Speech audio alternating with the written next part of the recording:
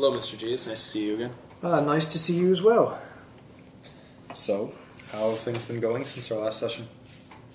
Fine. I sense you're being a little facetious with your fine. I suppose. So, what's been happening? A few things. Nothing terribly important.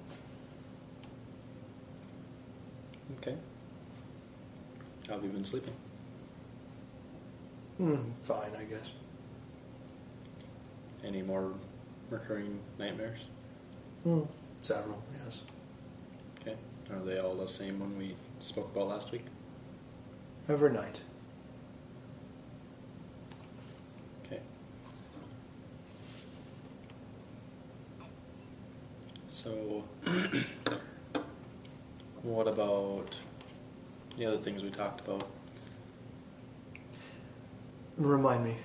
I believe we were talking about a job, and I know we talked about dishes and other functions that you felt you were having trouble with. Menial household tasks. Have those been going any better? No. Have they been worse? I suppose that depends on your opinion. Do you find you struggle more with them now than you did before? No more than usual, I suppose. Okay, so just kind of staying the same. Effectively. Okay. Have you made any implications as to how you can complete those more successfully?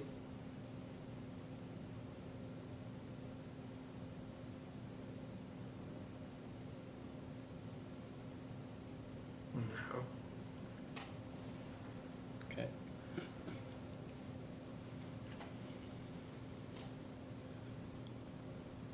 You seem to be much less engaged today than normal.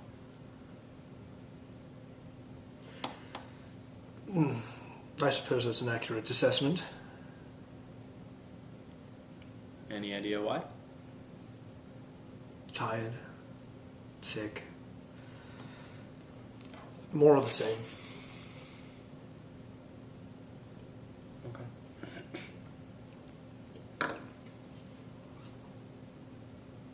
Is it kind of just difficult to see a change? Yes, I'd say that's very accurate. Okay. Hate to be cliche, but a change isn't going to come overnight or over 3 weeks. It's really a matter of maintaining effort, I guess. Difficult to find the motivation to maintain effort for something that doesn't seem to be working, or at least has no sign. I suppose this is how fat people must feel. I really wouldn't know.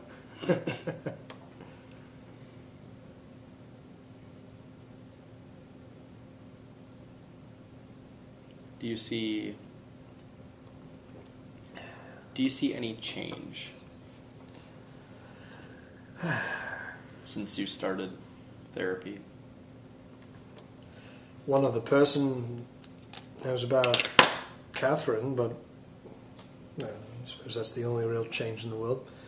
Aside from crippling debt and terrible riots and more death.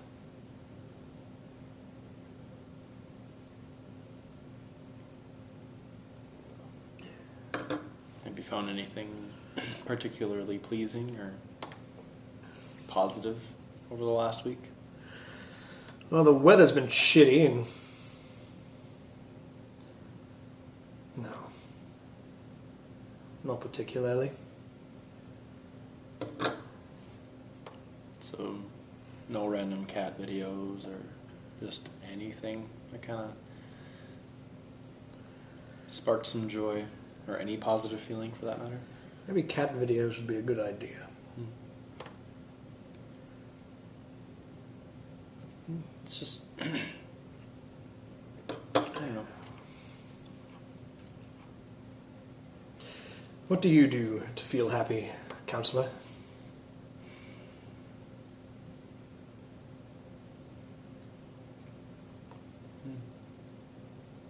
It's a good question. That's why I asked it.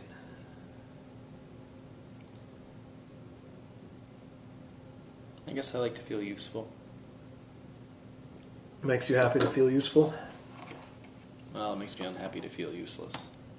So I guess the opposite must be true. Yeah. It's a theory, I suppose. What happens the day you stop being useful? Well, I get unhappy. I suppose I can relate.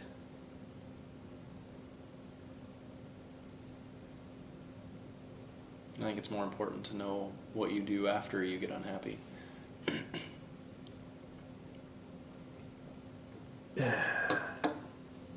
And what, mine brethren, would you recommend?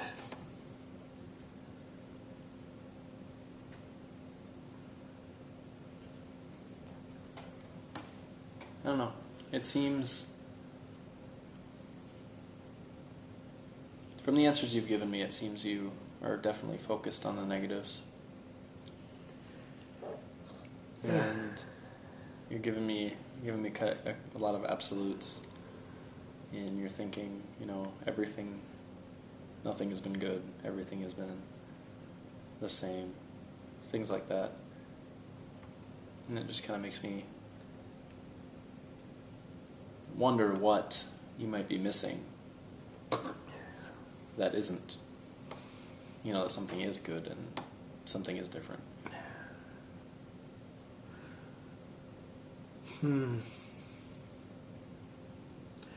It seems like difference comes easier to those who aren't seeking it. Just like love, many things in life are difficult to find when you need them most.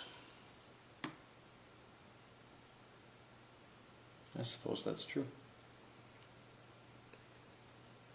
It's also hard to see change when you aren't looking in the right place. Where am I looking?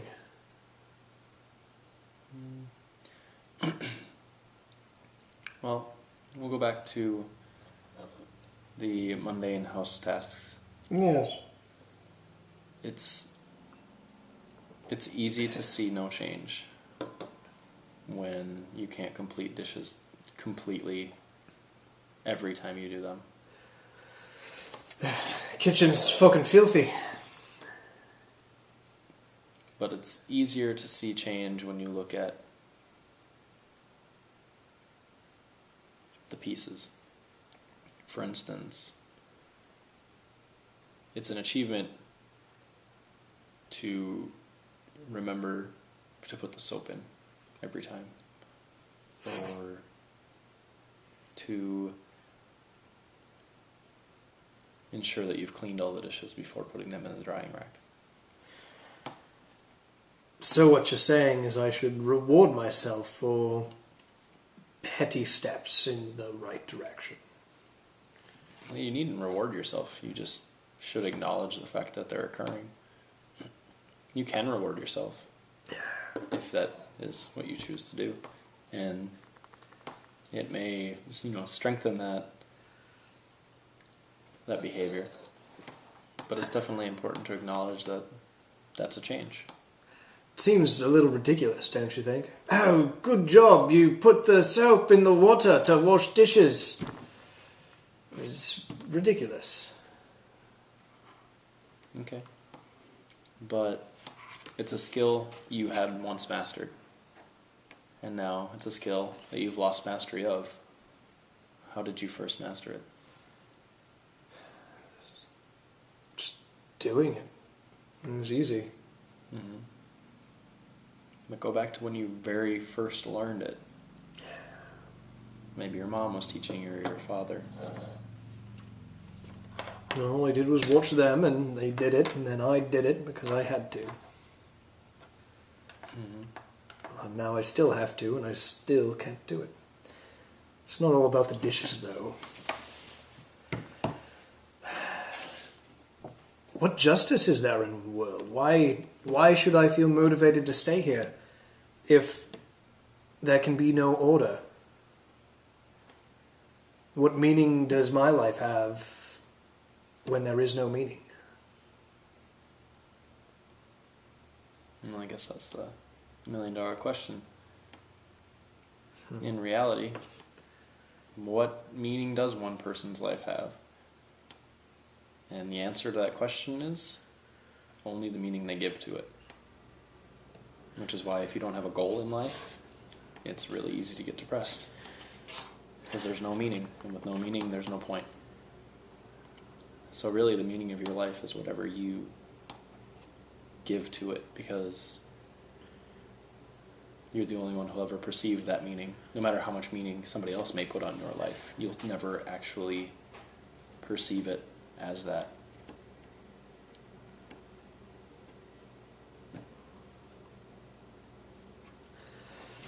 So all the meaning I put into someone else's life is just as useful as putting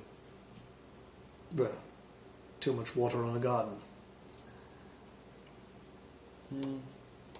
Except for the fact that overwatering a person might not kill them.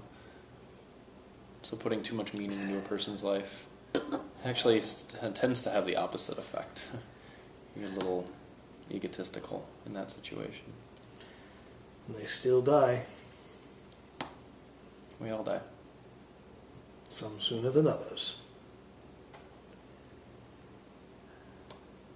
It's true. What do you suppose is out there after all this?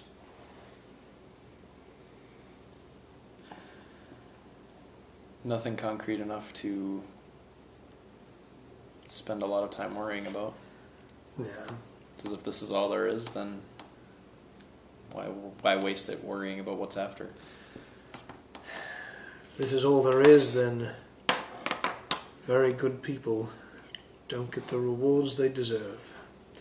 And very bad people, or the undeserving, live as long as they need to feel just how undeserving they are.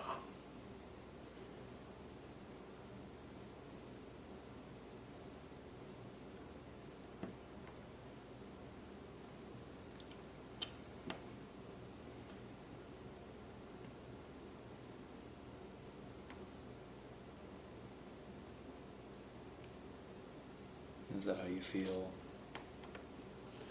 about your own life? There are days, of course, but who doesn't have them? Yeah, but in your circumstances, would it be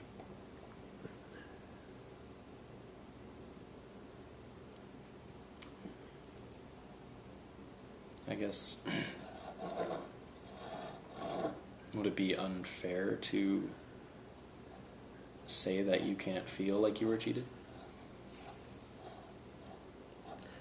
I'm not the one who was cheated.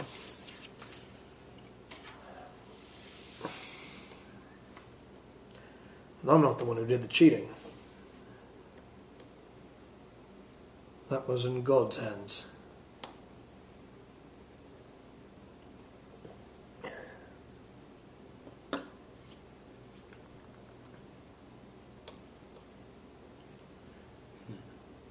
I find it interesting that you internalize all of your problems, and in that they aren't a problem, but they're more a reflection of who you are. Yet in the circumstances you put the blame, I guess, on an external force being God. So I find that interesting. Well, I suppose if you want a concrete answer, it wasn't God at all. It was some towelhead with a rifle. Pointed in just the right direction. Or the wrong direction, depending on how you look at it. Depending on which end of the gun you're on.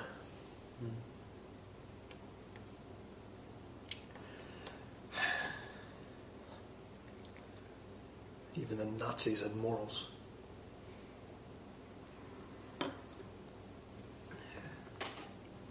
Is it better to have skewed morals than it is to have no morals? I suppose that depends directly on your opinion. Kind of brings us back to the meaning of life and the goals you need to have meaning. And what goals should I be seeking?